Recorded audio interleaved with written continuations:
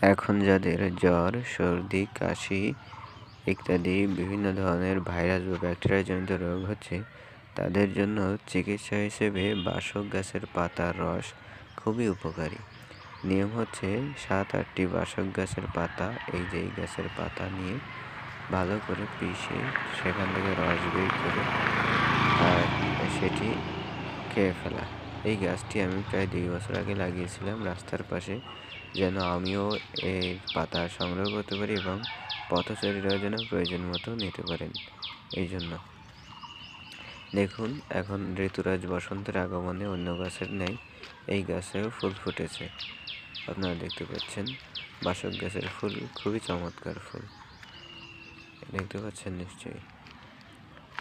এই বাসক গাছ একটি গুল্ম জাতীয় উদ্ভিদ। এই দেখুন, গুল্ম জাতীয়, অর্থাৎ এটা কোনো কাষ্ঠল উদ্ভিদ না, অর্থাৎ একক কোনো গাছ নেই, এই গুল্ম আকৃতির আপনারা দেখতে পাচ্ছেন এই যে। এবং এটি খুবই উপকারী। এর পাতার রস যদি খাওয়া হয় বেটে, তার সঙ্গে পানি দিয়ে বেটে রস বের করে যদি খাওয়া হয়, তাহলে সর্দি, কাশি এবং বিশেষ করে কাশির জন্য খুবই উপকারী এবং জ্বরও সারে। এটি তেতো স্বাদের।